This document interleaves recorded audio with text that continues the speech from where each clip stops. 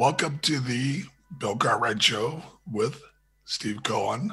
Our special guest today, very excited, Brad Quanstrom. Brad, welcome to the show. Thanks, Big Bill. How are you? You know, Brad, I'm always very curious about where people come from and how they grew up. Tell us a little bit about where you grew up and about your parents. Wow. Well, I was born in the city. Both my parents were born in the city and went to school in the city. And I was born in the city. And when I was 2 or 3 years old, we moved to Colma. Lived in Colma for a few years and then moved to Daly City. And that's where I basically grew up, in Daly City, going to Westmore High School. What did your mom and dad do? My mom was a stay-at-home mom, raising 5 kids. I was number 4 in line. Wow. Age difference between the kids is 21 years. So my youngest brother has a niece. My oldest brother had a baby before my mom had my little brother. So that's a little bit unusual. And same parents, no milkmen involved. So that was, it's a little unusual, but so my mom stayed at home and my dad was a sheet metal worker who did a bunch of projects in the city. So what kind of kid were you growing up? Were you a sports kid, academic kid? What kind of kid were you? Yeah, I played sports. I played baseball and basketball as a little kid. And then when I got to high school, I stopped playing baseball and just played basketball year round. Just part of the reason I loved it. And the other part of the reason was when I was younger playing baseball in Daly City in the summertime, it was cold, it was foggy, it was damp. And I'd come home and it's like, I don't like this. I think I'm gonna go to the gym and get sweaty. I just concentrated on basketball when I got to high school. Now, did you have any big basketball? I know that I did. I had a big influencer with my high school coach. Did you have anybody that really influenced you? Yeah, to play? My freshman coach when I got there was Byron Van Alstyne, who played at USC with Bill Sharman, and he was a basketball nut. I just loved basketball, I played freshman basketball, lightweight basketball then, which started when school began. And then when basketball season for the varsity and JV came along, my season was over. But the coach asked me if I wanted to help, referee some of the scrimmages and that kind of stuff. So I was in the gym from the beginning of school in September until all the way through March.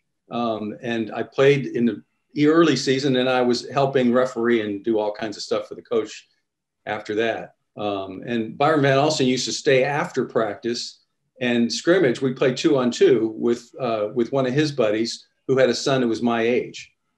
So it was Byron Van Alstyne and me against his buddy and his son. So that was great. We had a blast. So when you were in high school, did you play against who's like your real rivals or somebody that really challenged you?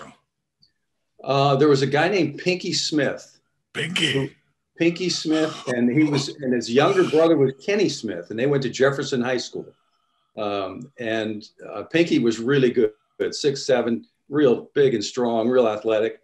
And Kenny was good too. Kenny played for the Warriors, I think, for 1 or 2 years. But he was by far the best guy I played against. Also, Mark Gilbert was another name. He went to Stanford. He was a starter at Stanford for quite a while. And another guy who went to Stanford, Scott Troby, who played at Redwood High School. Gilbert he went to Lowell and averaged 36 a game in high school, senior year. And wow. I was being recruited by Stanford. And Gilbert was too. And Gilbert signed to Stanford, and I never heard from Stanford again. Mark Gilbert, is that Eric Gilbert's brother? Yes, his older brother, right.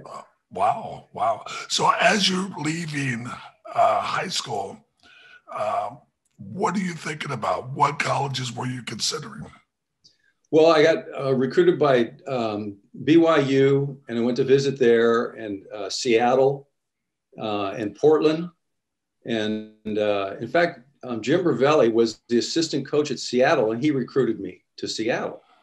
So that was kind of interesting.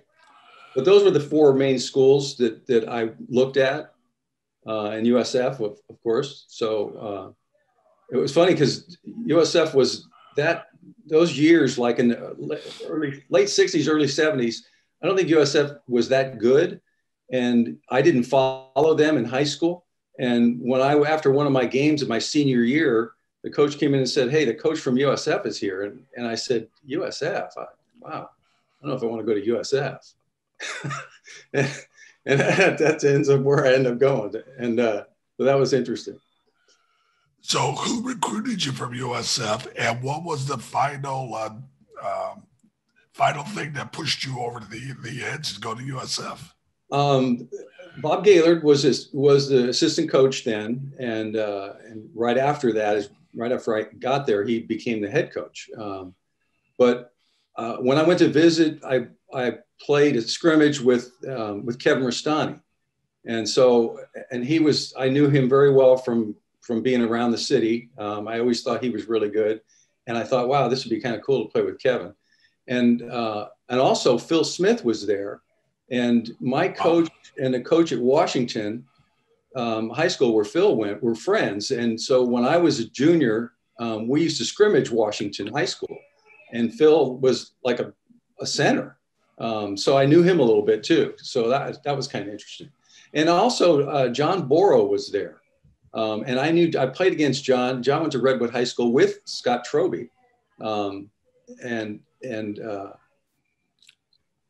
So I knew John a little bit too. So everything just kind of clicked there. And I thought, wow, this is where I want to be. So as you're going to USF, what was your first impressions with the school and your teammates? As I went to USF, it was interesting. My freshman year, my girlfriend was a year younger than me. And that kind of played a little bit of a role in my staying local too, because I knew now I could go home and see her. And my freshman year, I roomed with Eddie Chow, who was on a team as well. Played with Phil Smith at Washington, and Eddie, his family lived in the city, obviously, and he wasn't around that much. And so when I was a freshman, every Friday I would take off and go home and hang out at home and see my girlfriend. So my freshman year was I didn't really get into the school at all. And then my sophomore year, we split up. I came back to USF, and then I remained on campus all the time. And that's when I really engaged and fell in love with school. That had a great time from then on. Yeah, because when you got there, you had some really great players there that ended up being NBA players with Phil Smith, Kevin Rastani. You played with Eric Furston. He was my age. Yeah, we were in the same class. Yeah, you had Snake Jones there as well. Snake was there. Yeah. Yeah, you guys had great players over there. So, so what do you feel like was your best season? Well, we went to my sophomore year. I didn't play that much, but we had a real good team, and we went to the regional finals against UCLA, and we won our first game. I forget who that. Oh, New Mexico, I think was who we played. And then we lost to UCLA. And then my junior year, we ended up winning the league again, going into the regionals again, and again losing to UCLA in the regional finals. So we went, 2 years in a row. And that's during that time is when UCLA was on their 88 game run, where they never lost over 88 games. Wow. So who was the rival school that I knew when we were there? It was Santa Clara. Was it still Santa Clara? Oh yeah. But that, without a doubt, that was always the biggest game going. And Bob Gaylord, because he played at USF, didn't like Santa Clara very much either. So, and he made sure we knew that. Tell us about what you think during the league was some of your toughest games you guys played. Well, we went through a spell in preseason of my junior year, which we lost a couple games early on. We went back east and we played Seton Hall, played Providence, and then we came back to the Cable Car Classic, and Coach was pretty upset because we weren't together. It wasn't happening. And then we got on a little roll and started going. And that's when we got in the league, and then we started winning, and it came out okay. But that was a rough ride during the beginning of my junior year. Can you tell us about the school? Now, when I was there at USF, I had a great time. I had a great relationship with some of my professors, and I learned some lessons when I was in school that really helped me after I got out of school. Tell me some of the lessons that you learned at USF. The lessons that I've learned at USF. Wow. You know, what I really liked about USF is it was in the heart of San Francisco. That's what I really liked about USF. I didn't know the city I was born in the city. My parents were from the city. I loved the city, but I didn't know anything about it. And going to USF enabled me to participate in the city. And also hanging with Eddie Chow, who knew the city inside and out. He showed me a lot about the city. And that's what I just loved about USF. So as you're graduating from USF, what are your thoughts? Because now it's you're leaving school and you've got to go, you got to get a job. So what are you thinking? The interview process, at that time, there were people, some of the guys that played basketball could have gone overseas to play, especially the bigger guys had opportunities to go overseas to play, but some of the guards did as well. And I didn't really pursue that at all. I didn't know if I could have gone if I wanted to, because my legs were pretty beat up. My knees were real sore. And I was looking forward to taking a little bit of time off and then looking for a job. And I started interviewing. And I ended up getting a job with Armour Food Company in the sales group, and I've stayed with them for 5 years, 4 or 5 years. But anyway, that was my process. I lived in the city when I first graduated, right near USF. I got an apartment, and my territory was Marin County. So I used to travel up to Marin County and call on stores up there. So after you left there, where did you go? After I left USF or after I left Armour Food? I got into printing business. I went to H.S. Crocker, which was a big printing company down in South City. And I stayed there for quite a while, and I ended up getting transferred down to Phoenix, Arizona, and lived in Phoenix for 6 years and ran a little printing company down there. So you like the printing business? I'm curious. That's a pretty big transition. Now, how did that happen? It was Bill Fusco was the reason. Bill Fusco was a friend of mine from USF, and he was the athletic director there for a while. Yeah. And Bill Fusco called me one day when I was at Armour Food Company and said, "Hey, Brett, I got a perfect job for you. There's this printing company that has asked me to come work for them. And this would be a great job for you because they print tickets for sporting events. They print the World Series tickets. They print the playoff tickets for baseball. They print 49er tickets and Giant tickets and all these different tickets. And you call on all these teams." So I interviewed for that job with the guy who was after him, and ended up taking that job, and it was great. I loved it. I managed the ticket printing operation for a while. Wow, yeah, and Bill's still around. He's a great guy. Yeah, he just retired recently from Sonoma State. Yeah. So you ended up owning your own printing company. We started when I was in Arizona. My wife's dad passed away, and we came up here. He lived in Fresno. We came back to the Bay Area for the funeral, and we kind of analyzed where we were in life, and that we were away from our family and friends, longtime friends, and we decided we're going to move back. And so I ended up interviewing with some printing companies in the Bay Area, and hooked on with a company called Pacific Lithograph. And they were down by the Cow Palace, and they had been around for 15, 20 years. And long story shorter, they ended up going under just because they were selling the company, but then the land underneath the building was contaminated, and they had to shut the place down. And there were 4 of us that worked there as salespeople, and we decided we had customers to take care of, and we decided we got to take care of these customers. So let's start a print brokerage company and find places where we can get our stuff printed. So that's what we did. And that was in 1993. And now through all these years, some people have left, some came back, some have retired, and I'm still there. So we're still running, it's called City Graphics. Awesome. You know, you come back to watch USF games. Talk about the current team and talk about some of the differences when you were there. Wow, big basketball. I'm sure, Bill, you see the same thing, but basketball is a whole lot different now than it was when we were playing.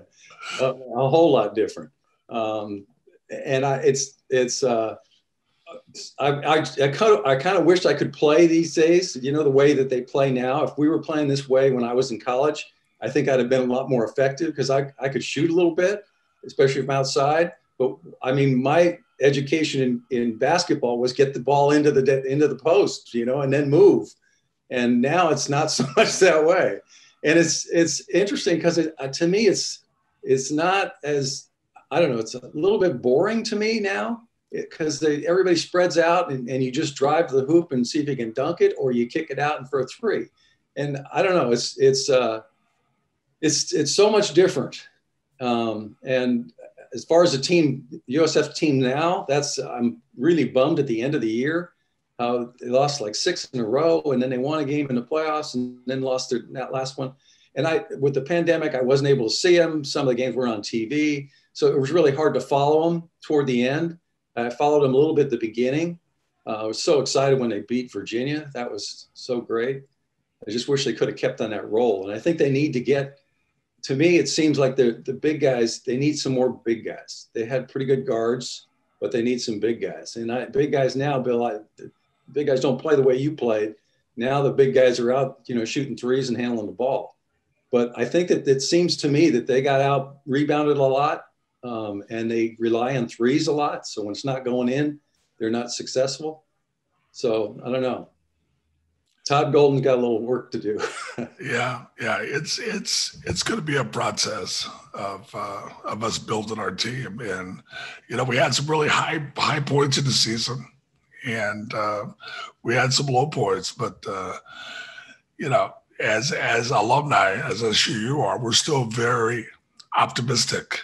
Oh, forever, you bet. Yeah. Steve? I was concerned, you know, in addition to basketball, I was just concerned about how you've learned to adjust through the changes in printing with the internet. You know, successful people embrace change. How have you and your colleagues learned how to adapt to, you know? It's changed a ton over these 25 years or whatever it's been, it's changed a lot. We used to print a lot of things that went through the mail that don't happen anymore, but we do print some packaging that's still going on. I mean, there's plenty of packaging out there. And we also print for concerts. We do a lot of programs and calendars and posters and that sort of thing.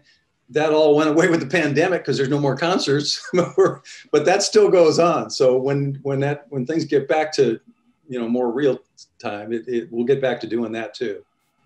Because people don't have as many physical tickets anymore. You know, you can right. have it on your phone. Right. And so is that decreased business or just made you change, you know, with people ordering so many packages from Amazon, like you said, that may be something that's different, right? And you could pivot towards that. Well, we do the packaging.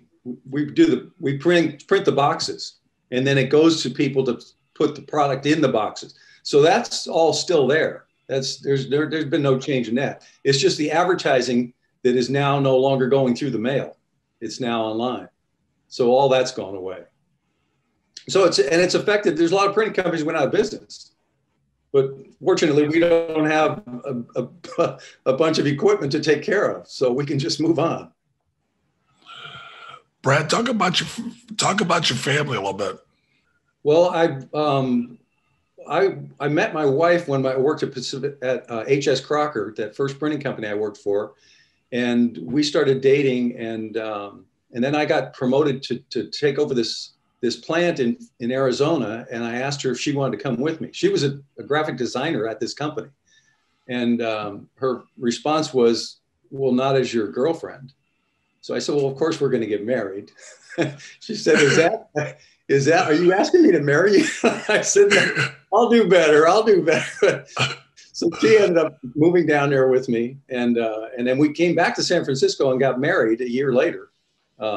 And then we began trying to have kids, and we got pregnant a couple times and miscarried, and just weren't able to have kids. And my thought was that, hey, it's going to be okay. We'll be fine together. And her thought was, I want to have kids. So we looked into adoption, and we ended up adopting our first child, and we were there for the birth. We met the birth parents, and that worked out so well that 3.5 years later, we adopted another child. So we have two adopted boys. One's 22, just turned 22, and the other one's 18.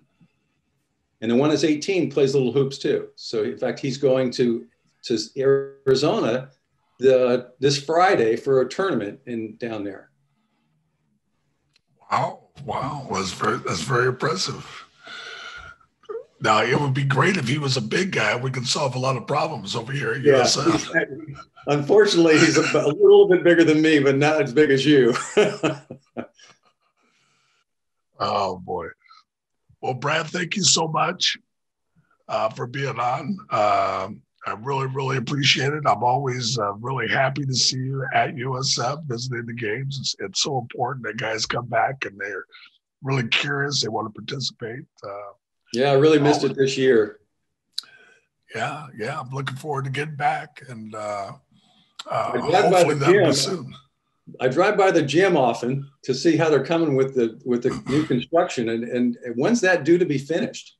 That's supposed to be done this year. So I'm really excited. Yeah, it's going to be beautiful. Yeah, I'm looking forward to that. Well, awesome. Well, I'll look forward to seeing you soon. And once again, thank you so much. Thank you, Bill. Take care.